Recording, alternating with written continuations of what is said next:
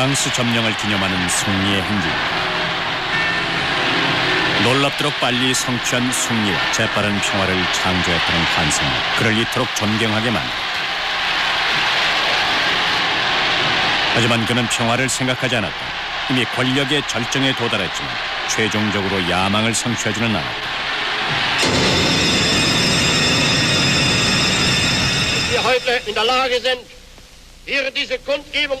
히틀러는 정권을 손에 쥐고 있는 내내 전쟁을 원하면서도 입으로는 평화에 대해서만 얘기했다. Kein Volk kann sich mehr nach Frieden sehnen als das Deutsche.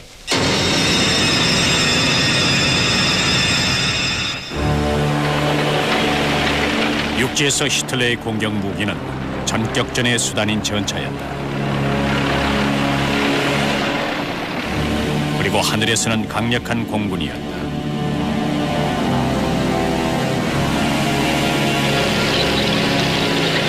무기 산업은 엄청나게 많은 돈을 벌었다. 이 무기들은 외상으로 구입한 것들로서 오직 전쟁만이 파산을 막을 수 있었다. 히틀러는 두 가지 목표를 달성하기 위해 전쟁이 필요했다. 아직은 누구도 그 의미를 깨닫지 못했다.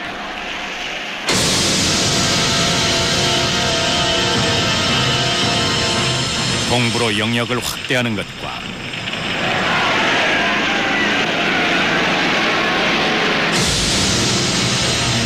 유럽 전역의 유태인을 전멸하는 것이었다.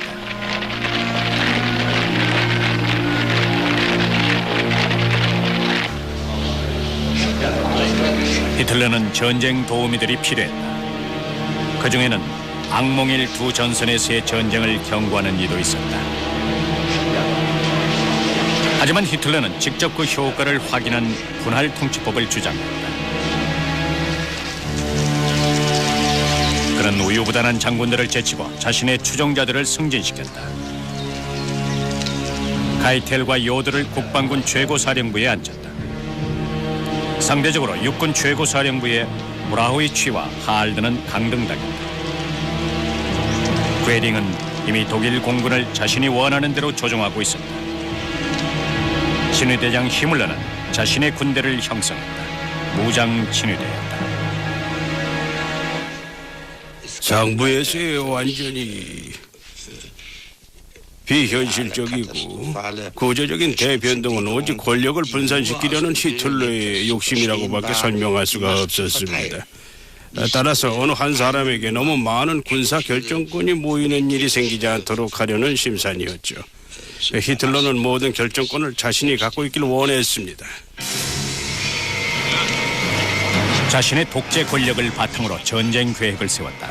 사실 처음에는 폴란드만 공격할 생각이었지만 서방 세계가 그것을 허락하지 않는다면 두 전선에서 전쟁을 치르게 될 거였다.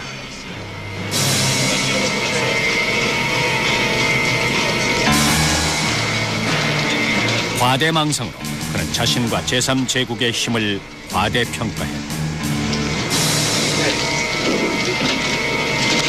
초반에는 그의 모험이 성공하는 듯 싶었다. 불구대천의 스탈린과 조약을 맺었다. 권력욕에 사로잡힌 두 독재자는 이데올로기를 제쳐두었다. 1939년 8월 리벤트롭과 몰로토프 두 교섭자는 전리품을 나누는 비양심적인 계획을 작성했다. 스탈린은 서방이 줄 수 없는 폴란드 영토 일부를 히틀러에게서 얻었다. 또 히틀러도 전쟁을 계속할 수 있었다. 물론 공격자들은 폴란드 공격에 대해 또 한 번 변명을 늘어놓았다. mit Polen in der gleichen Sprache zu reden, mit der Polen uns seit Monaten.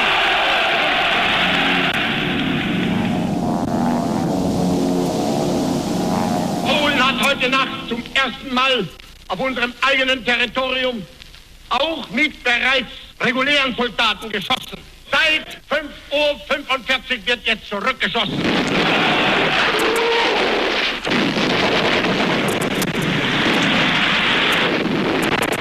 Ich habe nun über 6 Jahre am Aufbau der deutschen Wehrmacht gearbeitet. Es sind in dieser Zeit über 90 Milliarden für den Aufbau dieser Wehrmacht angewendet worden. Das Vertrauen auf Sie ist unerschütterlich. Ich will nichts anderes jetzt sein als der erste Soldat des Deutschen Reiches. Ich habe damit wieder jenen Rock angezogen, der mir einst selbst der heiligste und teuerste war. Ich werde ihn nur ausziehen nach dem Sieg oder ich werde dieses Ende nicht erleben. 적어도 마지막 그 말은 지켰다.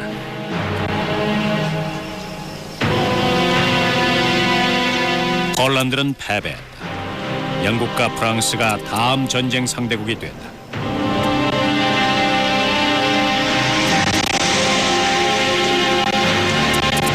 독일군이 바르샤바로 행진하자 친위대의 특수부대는 폴란드인을 위해 준비한 것을 보여준다.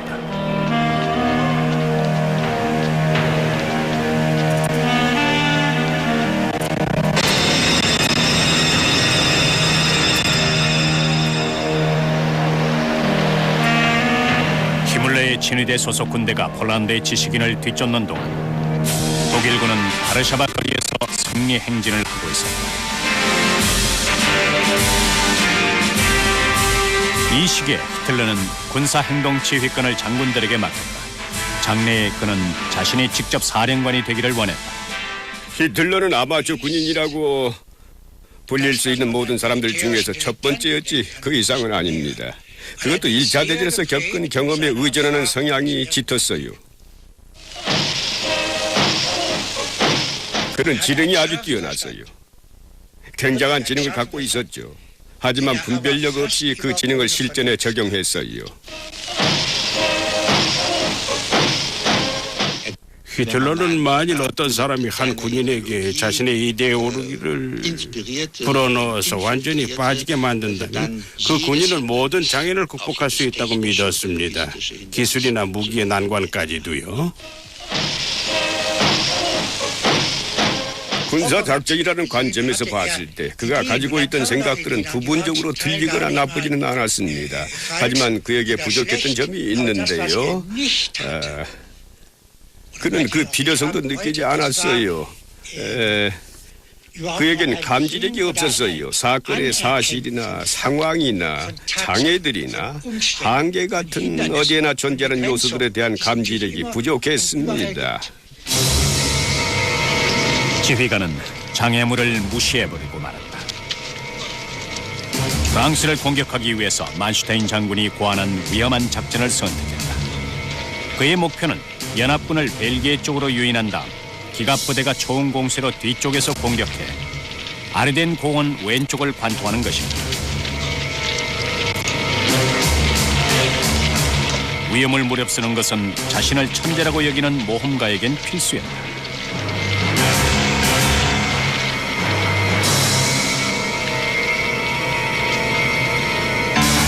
마지막으로 예를 갖추어 언급한 사항은 나라는 사람은 대체할 수 없다는 사실이다. 나는 어떤 군인이나 시민도 대신할 수 없는 사람이다.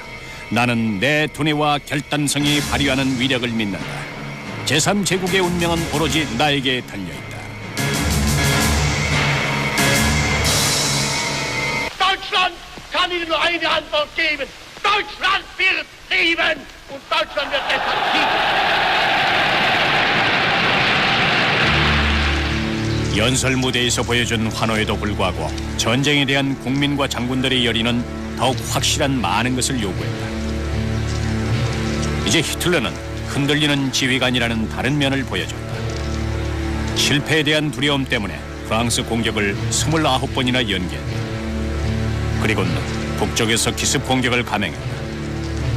나치 뉴스 영화는 그것을 훌륭한 선제 공격이라고 칭송했다.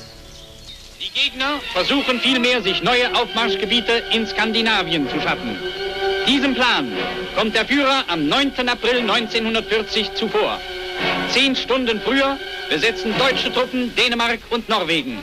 Die Kriegsmarine schlägt der englischen Flotte alle Trümpfe aus der Hand. Vorbildlich ist das Zusammenwirken der 3 Wehrmachtteile.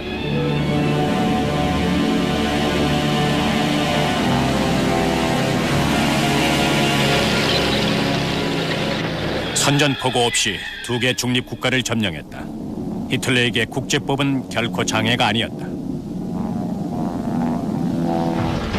다른 장군들이 여전히 만슈타인의 작전을 반대했기 때문에 직접 총괄적인 작전을 중재했다. 자신의 확고부동한 신념에도 불구하고 아마추어 전략가는 불안에서 벗어나지 못했다. 광결인 행동을 보여줌으로써 불안을 감추었다. 마침내 공격 날짜를 정한 것은 30번째 회의였다.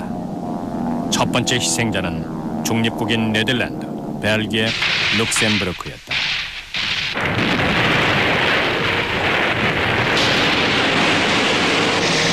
단 3일 만에 새 중립국가는 초토화됐다. 역시 이번에도 선전포고는 없었다. 선전포고를 내리는 것은 기사도적인 인상을 주기 위해서 애쓰는 위선자임을 증명하는 것이다. 내 인생에서 선전포고하는 일은 절대 없을 것이다. 행동으로 보여주겠다.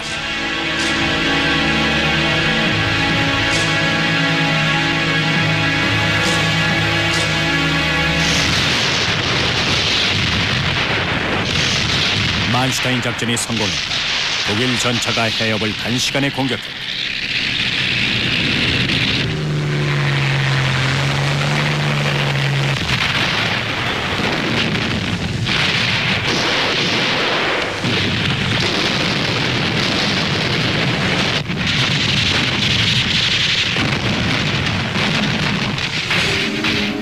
프랑스 군대는 승산이 없었다.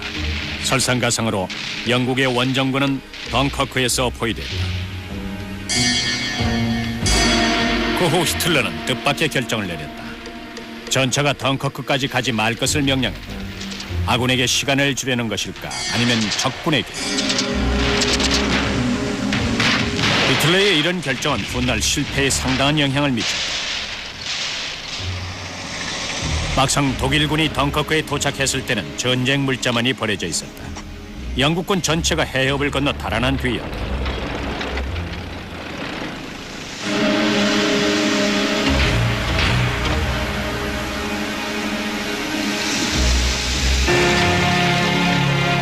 독일의 승리를 기리는 베르덩 기념비다.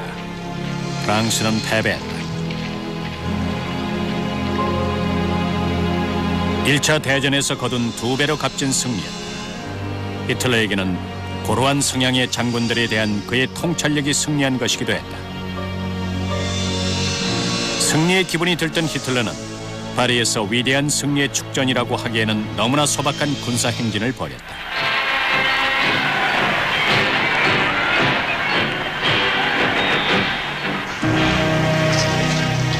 승리감에 도취했다. 그의 군 추종자들은 그를 역사상 가장 위대한 지휘관이라며 축하했다. 승리의식은 오랫동안 기다려온 베르사유 조약의 안가품이었다. 프랑스 협상가들은 휴전을 서명하기 위해서 1918년 독일이 패배를 인정해야만 했던 철도 객차로 불렸다.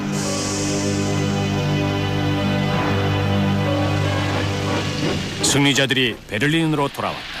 이때처럼 독일 국민들이 히틀러가 지나가는 걸 존경의 눈빛으로 본 적은 없었다. 이 세상에서 가장 위대해 보였어요. 정말 위대했죠. 단순히 온 국민이 그에게 갈채를 보냈기 때문이 아니라 저를 포함해서 모두가 그에게 넋이 빠져 있었어요. 게다가 그는 비단 저뿐만이 아니라 모든 사람이 그에게 반하게 만드는 그런 카리스마를 갖고 있었어요. 상대를 위압하는 힘을 갖고 있었죠. 전 전투에서 승리를 거두거나 적군의 도시를 함락한 뒤면 그의 위대함에 감복하곤 했습니다. 저에게 그는 한마디로 그는 신과 같았습니다. 히틀러를 더욱더 존경하게 됐어요. 그리고 그에게는 늘 이런 말이 붙어 다녔죠. 저분이 히틀러야. 저분이 하는 건 뭐든지 다 오라. 진짜 천재적인 남자야.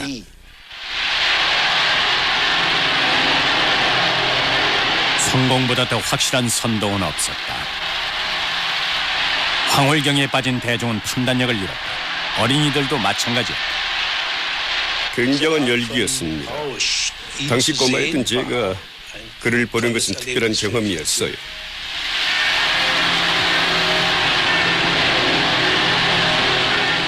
전 히틀러를 마셨어요. 우습게 들리겠지만 그건 어머니 젖을 의미하죠.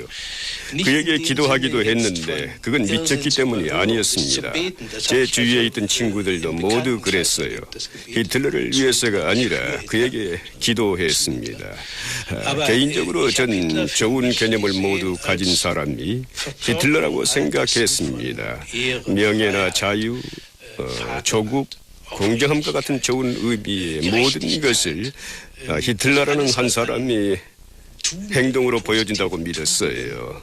전 그가 인간이 되어 우리 앞에 나타난 신이라고 생각했습니다.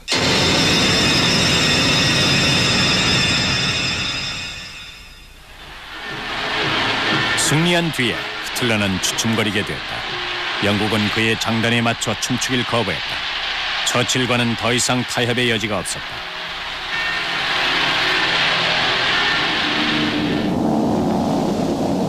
고집스런 영국을 복종시킬 의도로 영국의 상공을 공격했지만 오히려 저항은 더욱 거세졌다.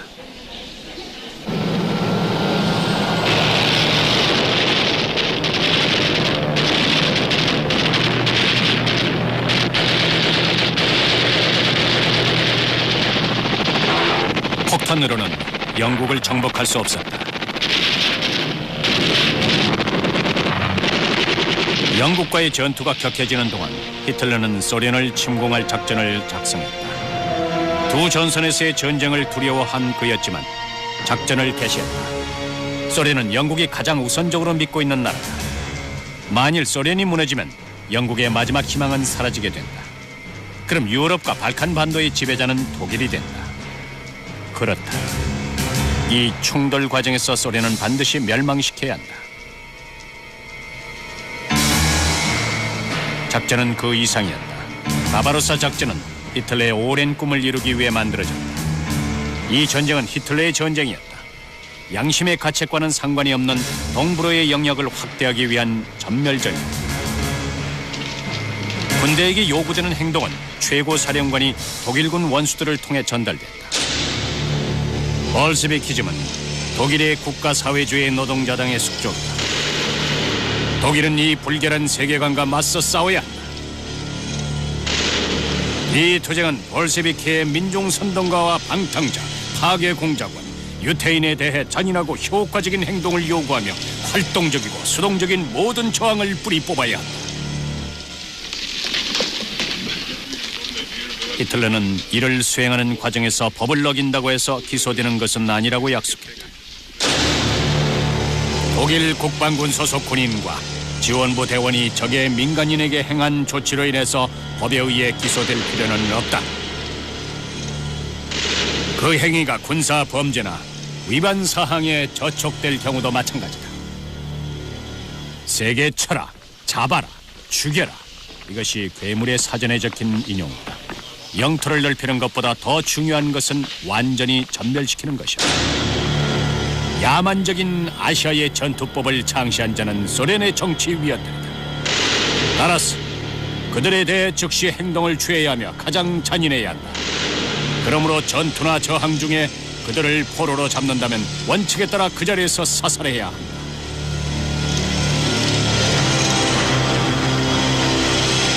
공격이 앞서 동프러시아 숲에 있는 은신처로 피했다. 히틀러는 자신이 독일 국민에게 반드시 필요한 존재라고 여겼다. 이제 그는 자신이 머물 참호를 파고 그 속에서 맹공습을 준비했다.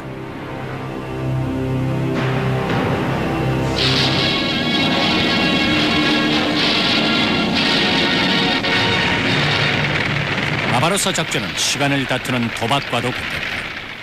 승패는 겨울이 오기 전에 결정나야 했다. 그렇지 않으면 패한 것이었다.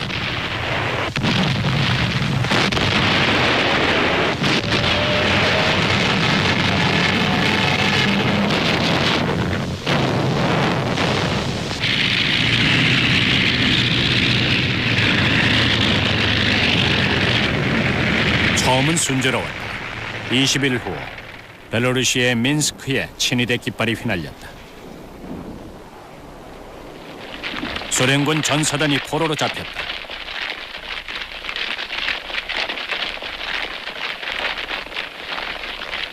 레닌그라드가 눈앞에 있었다. 지휘관은 공산주의의 예루살렘을 굶주려 죽게 하고 전멸시키고 파괴하길 원했다.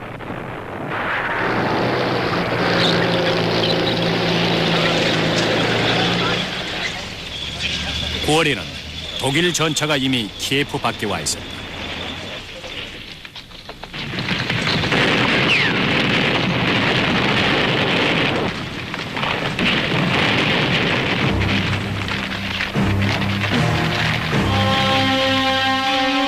소련 전체가 포위된 채 대규모 전투에서 와해됐다.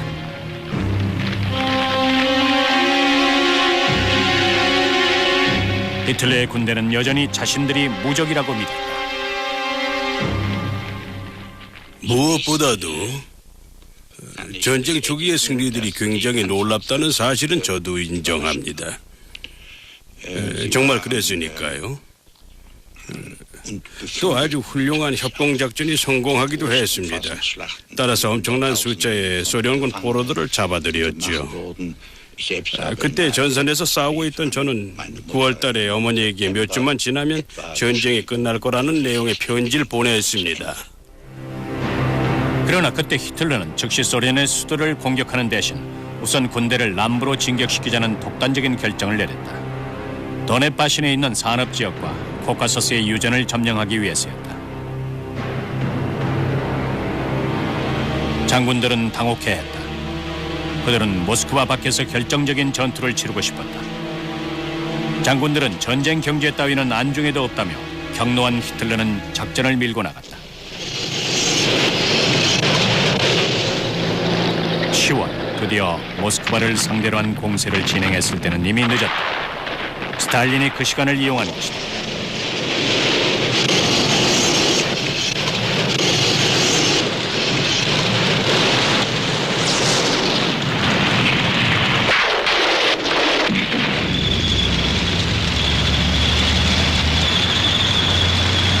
승리의 광채에 눈먼 지휘관은 비참한 현실에서 멀리 떨어진 곳에서 원하는 모든 것을 얻을 수 있다고 굳게 믿었다.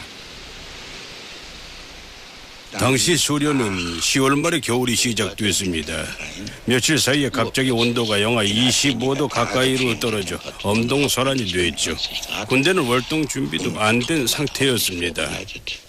전 어머니에게 전쟁이 조금 더 길어질 것 같다고 편지를 보냈습니다.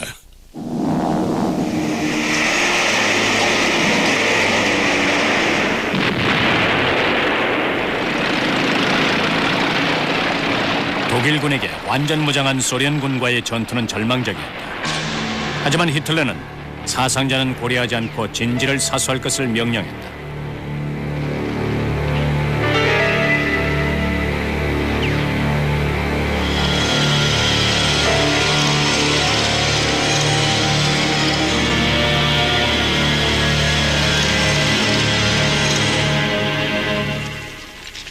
(12월에) 들어서 전선을 지키는 것이 가장 중요한 문제가 됐습니다. 군대가 후퇴할 때는 전선이 무너지지 않도록 견고하게 지키는 것이 아주 중요했죠. 그때 전 어머니에게 3년 정도 더 있어야 중전될 것 같다고 편지를 썼어요. 여러분들도 젊은 장교의 입장에서 한번 생각해 보십시오. 9월에는 단 몇 주만 지나면 전쟁이 끝날 거라는 편지를 보낸 장교가 같은 해 12월에는 그 지옥 같은 전쟁을 앞으로 3년이나 더 해야 된다는 편지를 쓸 때의 젊은 장교의 마음이 얼마나 씁쓸한지 짐작이 가실 겁니다. 히틀러는 참호라는 비현실적인 세계 속에서 군대의 와해를 막기 위해 나름대로 내린 결론은 공격을 계속하는 것이었다. 전쟁에 대한 그의 모든 개념이 붕괴 위협을 받았음에도 부질없이 미국의 전쟁을 선포했다.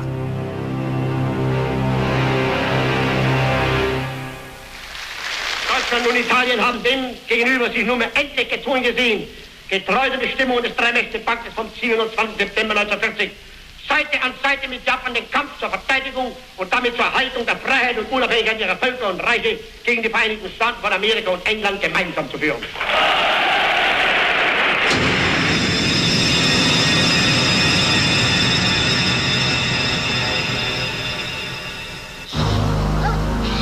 독일군은 히틀러를 위해 그와 함께 훨씬 더 확고한 결의를 갖고 싸워야 했다. 평화를 기대할 수 없었다. 아무도 히틀러와 평화를 원하지 않았기 때문에 그의 군대는 필요하다면 비참한 결말을 내서라도 전쟁을 계속해야만 했다.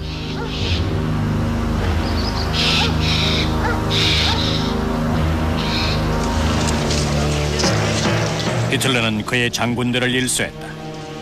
복종하지 않는 자는 무조건 해임시켰다. 무기력한 육군 원수 폰 브라우치를 파면하고 자신이 육군 총사령관으로 취임했다. 치욕적이지만 육군은 새로운 총사령관에게 충성을 바쳤다.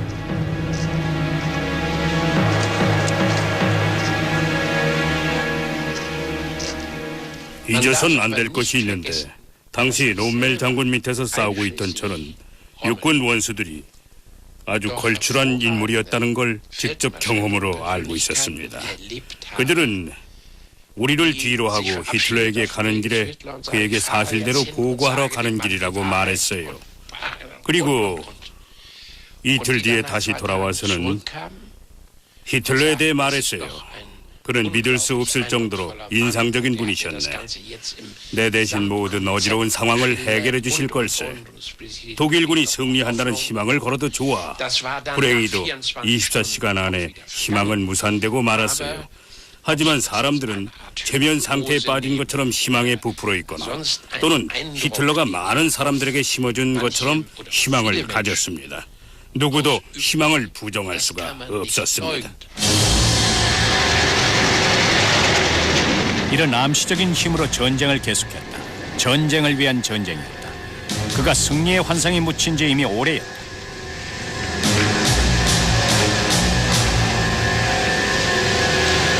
공개적으로는 자신 있어 보였다. 사적으로만 불안을 보여줬다. 비밀리에 녹음된 핀란드 원소 매너하임과의 대화에서 소련을 과소평가했음을 인정했다. Wenn mir jemand gesagt hätte, dass ein Staat mit 35.000 Tanks antreten kann, dann hätte ich gesagt, Sie sind wahnsinnig geworden. 35.000 Panzer. Wir haben zurzeit über 34.000 Panzer vernichtet. Ich habe das vorher nicht geahnt. Hätte ich es geahnt, dann wäre mir noch schwerer zu Herz gewesen. Aber den Entschluss hätte ich dann erst recht gefasst. Denn es blieb ja gar keine andere Möglichkeit. 이 완고한 고집의 지휘관은 한 번 더 잘못된 결정을 내렸다. 기다란 병참선에도 불구하고 그는 군대의 일부를 코카서스와 스탈린그라드로 보냈다. 42년 여름 독일군은 3만 킬로미터 길이에 달하는 유럽 전선을 방어해야만 했다. 불가능한 임무였다. 히틀러는 전선의 형편에는 아랑곳하지 않았다. 소련의 수도를 공격하는 대신 적수의 이름을 포함하는 도시를 점령하려 했다. 승리를 대신하는 상징적인 승리였다.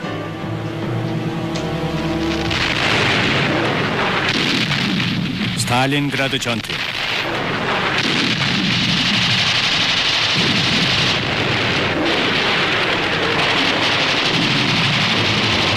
10월 제6군이 스탈린그라드를 거의 점령했다. 하지만 소련군은 볼가강 300m를 끈질기게 방어했다. 그들은 군수품을 지원받았지만 독일군은 아니었다.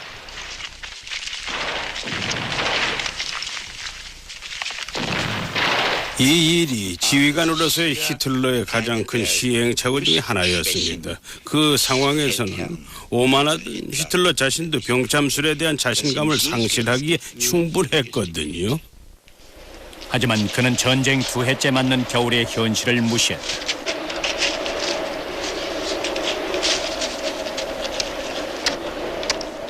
스탈린의 이름을 포함하는 스탈린그라드를 점령하겠다는 작전 목표와 그의 결심들은 점점 더 진실성이 없어지게 됐고 차츰차츰 현실에서 멀어지고 있었습니다. 방어자는 공격하고 공격자는 방어하는 데 급급한 것이 스탈린그라드 전투의 현실이었다. 결정은 무시무시한 결과로 돌아왔다. 11월 소련군이 스탈린그라드를 포위했을 때 30만 명의 독일군이 갇혔다. 독일 장군은 돌파를 요청했지만 히틀러는 고집을 꺾지 않았다. 제6군을 보라. 총통의 권한으로 명령한다. 현재 볼가강 전선과 북부 전선을 어떤 상황에서든 지켜야만 한다. 100대의 융커스를 더 배치함으로써 원활한 공중 지원을 계획 중이다. 세상에 그렇게 질긴 황소 고집도 없을 겁니다. 자신의 생각을 갖고 있었다면은 작전상의 생각을요, 편협된 생각뿐이었거나 아예 공식으로 만들었을 겁니다. 한번 하겠다고 결정한 일은 죽었다 깨어나도 그 결정을 바꾸지 않는 사람이었습니다. 히틀러의 고집에 대한 결과는 전선에서 나타났다. 소련의 적군이 도시를 죄인 올가미를 팽팽하게 당했다.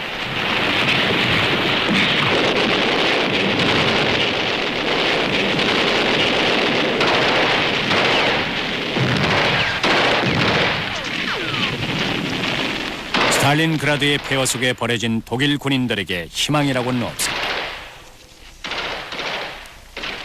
우리에게 계속 그러더군요. 심지어 전단도 뿌렸습니다. 참아라, 총통 깨서 꺼내주실 거다. 그때 병사들은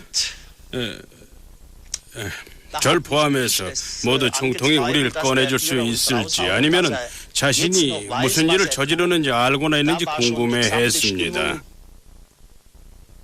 장군은 절망에 빠져서 제대로 돌아가고 있는 건지도 몰랐어요. 의심스러운 게 당연했다. 자신의 목표만을 중요시 여기는 지휘관에게 인간의 생명은 무의미했다. Das Deutschland von einst hat 11:45 die Waffen niedergelegt. Ich habe grundsätzlich immer erst 5 Minuten nach 12 aufgehört.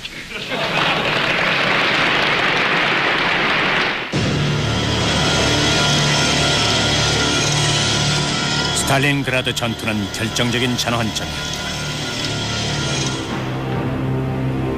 지휘관에게 이 전투는 종말의 시작이었다. 그는 복잡한 환상의 세계 속으로 달아나 버리곤 스스로를 현실로부터 완전히 단절시켰다. 그의 국민은 현실과 맞부딪혀야 한다.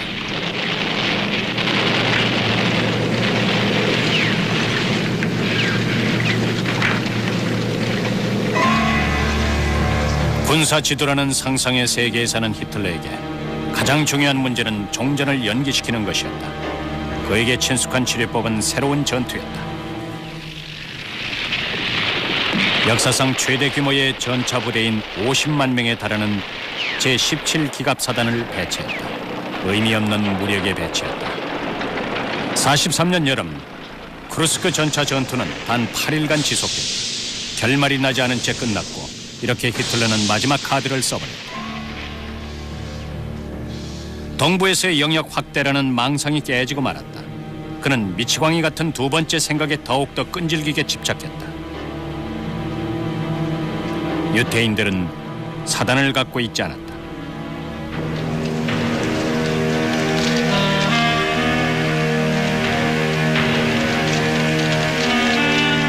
(1943년) 여름까지 집단 학살은 완벽하게 자행됐다. 아우스비츠로 가는 가축차다. 처형 집행인에 해당하는 공식 용어는 유태인 문제의 최종 해결책이었다. 그는 독일 국민에게도 나쁜 시각을 갖고 있었다. Dass nur aus einer Auslese die Stärkeren übrig bleiben. Und ich möchte Sie ruhig aussprechen. Wenn mein eigenes Volk an einer solchen Prüfung zerbrechen würde, könnte ich darüber dann keine Träne weinen. Es hätte nichts anderes verdient. Es würde sein eigenes Schicksal sein. 공습을 받은 독일의 모습이다. 신이 복수라도 한 것 같다. 연합군 폭격기가 지지자든 반대자든 가리지 않고 폭탄을 떨어뜨렸다.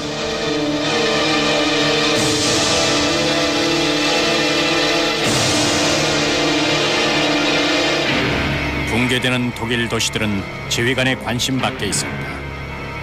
그는 폭격지를 방문하지 않았다. 그토록 열광하던 국민들이 의심하기 시작했다는 걸 알았기 때문이다.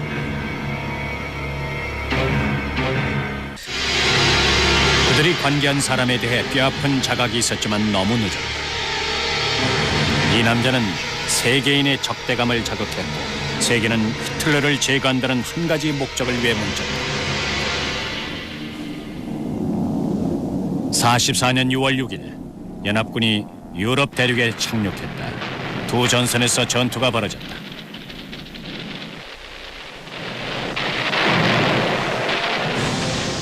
절망적인 상태에 이르자 독일 레지스탕트들이 행동을 취했다. 용기 있는 군 장교들이 독자제를 죽이고 조국을 구하자는 음모를 꾸몄다. 그들은 생각으로 그쳤던 많은 일들을 수행했다. 우린 저녁마다 모여서 몇 시간씩 앉아 있었습니다. 장기 식당에서 맥주 한 잔씩 마시면서 이런 질문에 대해 토론을 벌였어요. 당장 할 일은 뭐지? 히틀러를 물러나게 할 수 있을까? 새 동부전선 사령관을 임명할 수 있을까? 꼭 히틀러를 법정에 세워야 할까? 해결책을 모색하던 도중 많은 장교들이 군인으로서의 복종과 도덕적인 책임감 사이에서 갈등했다.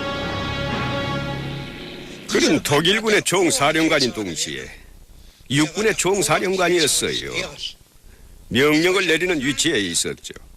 이건 세계 모든 나라의 군대도 마찬가지일 겁니다. 안 그래요? 네? 하지만 우린 그를 죽여야 했어요. 히틀러 암살 시도는 성과를 거두지 못했다. 히틀러는 살아났다.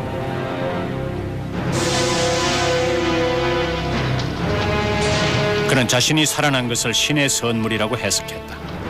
그에게는 아무 일도 일어나지 않을 것이라고 행복에 젖어 추측국 파트너에게 말했다. 그러나 현실은 그 말이 자기 기만임을 증명했다. 전에는 히틀러를 자세히 본 적이 없었죠. 1944년 7월 23일에 처음으로 그를 보았을 때 전 그만 소름이 끼치고 말았어요. 제 앞에 만신창이가 된 사람이 한 명 서 있었습니다. 등은 구부정하고 한쪽 다리는 질질 끌리고 있었어요. 흔들리는 왼쪽 손만 내밀 수 있었는데 왜냐면 암살 폭파 사건이 일어났을 때 오른손을 다치는 바람에 잘 쓸 수가 없었기 때문이었죠. 눈에서는 다른 사람을 마법에 걸 정도의 광채가 나지 않았어요. 몸이 건조한 눈이었죠. 그리고 제 앞에는 녹초가 된 한 남자가 서 있었어요. 전 이 남자가 우리 모두가 늘 역동적인 모습으로 상상해오던 총통이라는 게 도저히 믿어지지가 않았습니다. Die Bataillone des Volkssturms sind zum Einsatz bereit. Was Sie über das Handwerk des Kriegers wissen müssen, bringen die meisten aus dem Ersten Weltkrieg mit. 마지막 예비 병력이다. 나이든 남자들은 다시 한번 위험을 무릅써야 했다. 또 청소년들은 영웅심을 발휘해야만 했다. 히틀러 청소년단이었던 우리들은 모두 영웅이 되고 싶은 마음이 간절했습니다. 또 독일을 구하는 데 기여하고 싶었죠. 그때 전 외부에서 우리를 향해 전진해오는 적으로부터 나라를 구하고 말겠다고 다짐했습니다. 소련은 동쪽에서부터 독일을 공격하고 있었다. 동프러시아를 향해 행진할수록 보복의 시간은 점점 가까워졌다. 히틀러가 뿌린 씨가 이제는 그의 국민들에게로 돌아왔다.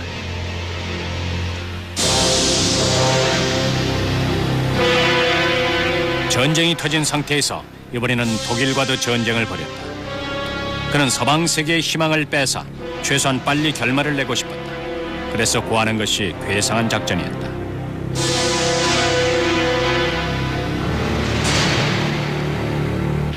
그는 현실이 원래의 정통에게 복종해야 한다는 망상에 빠져 있었다. 서방 세계에서의 마지막 도박을 위해 위태로운 동부전선을 노출시킨 채 떠났다.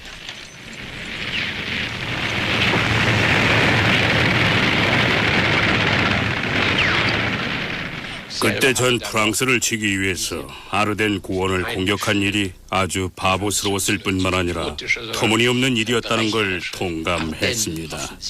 히틀러는 그런 대규모의 전차 사단을 동부 전선으로 보내야 옳았습니다.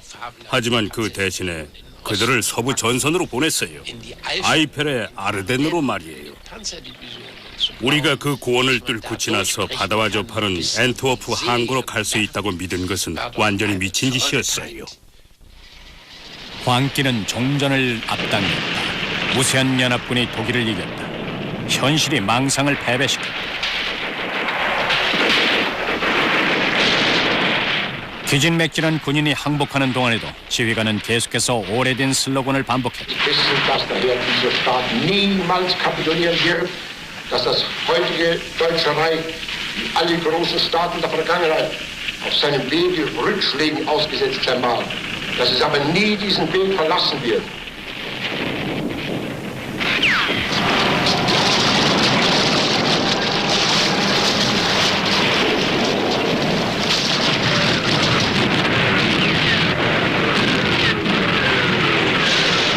소련은 동부 전선에 일격을 가하는 것으로 응답했다.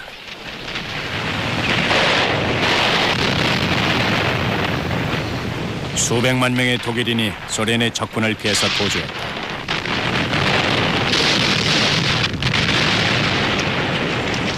꽁꽁 언 길을 걸었고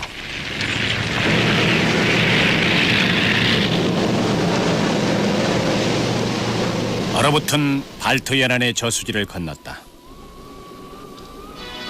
Der Führer, dessen Leben Tag und Nacht in ununterbrochener Arbeit und Sorge dem Schicksalskampf der deutschen Nation geweiht ist, besucht einen Divisionsgefechtsstand im Osten.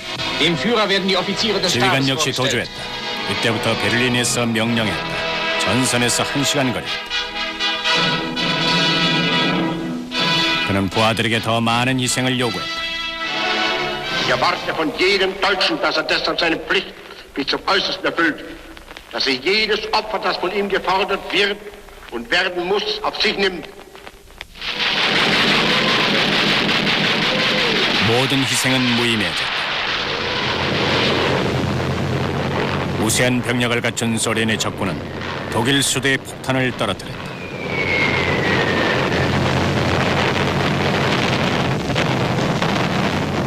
결국에는 히틀러의 참호 앞에까지 떨어졌다. 최후를 맞은 지휘관에게 남은 일은 무조건 파괴였다. 제국 내의 군용 수송기, 통신시설, 산업설비, 공급 장비 등 적에게 유용하다고 판단되는 모든 시설을 파괴해야만 한다.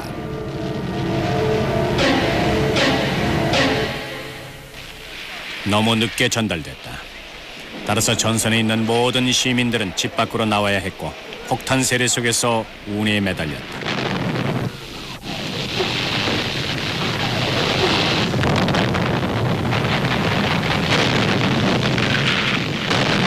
베를린 거리의 이 사람들은 한때 히틀러에게 갈채를 보냈다. 그러나 그는 이들을 배반했다.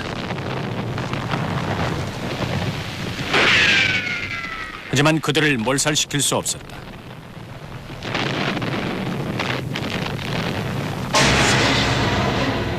가까운 곳에서는 마지막 점호 중이었다. 어린 군인에게 훈장을 수여했다. 이들은 히틀러의 마지막 희생자였다.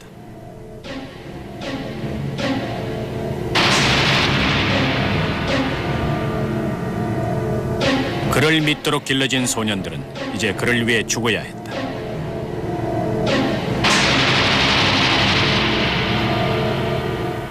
결국 저는 전쟁이 정말 지긋지긋해졌습니다.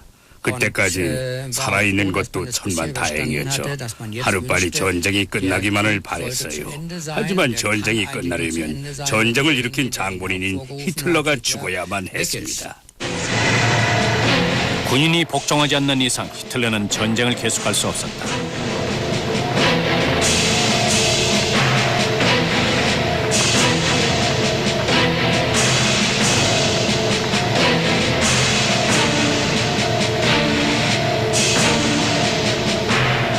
장군들은 유감스럽게도 패배했다. 일반 군인들은 2번이나 속았다. 사기꾼이다 거짓말쟁이지요. 보통이 아니라 천재적인 사기꾼이었어요. 제 기억으로는 종전을 앞둔 바로 몇 주 동안 있었던 일인 것 같아요. 히틀러는 정신적으로 상당히 이상이 있었어요. 독일 국민과 자신이 완전히 하나라는 자아일체의식에 빠져서 살 정도로 아주 심각했습니다. 히틀러는 자신이 죽고 자신의 이데올로기가 최후를 맞이하고 나면은 독일 국민들도 살아날 가망이 없다고 주관적인 확신에 가득 차 있었어요. 이번에도 그의 판단은 틀렸다. 국민들은 벙커에서 죽음을 선택한 히틀러에게 관심을 두지 않았다. 제3제국은 그와 함께 멸망했다.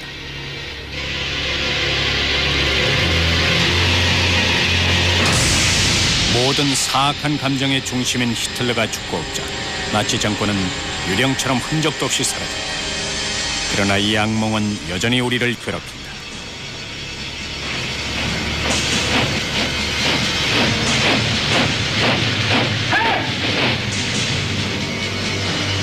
이 2차 대전 동안 피눈물을 흘리며 죽어간 인구수는 스탈린그라드에서 브레스트까지, 다카우에서 아우스비츠 수용소까지 총 4천만 명.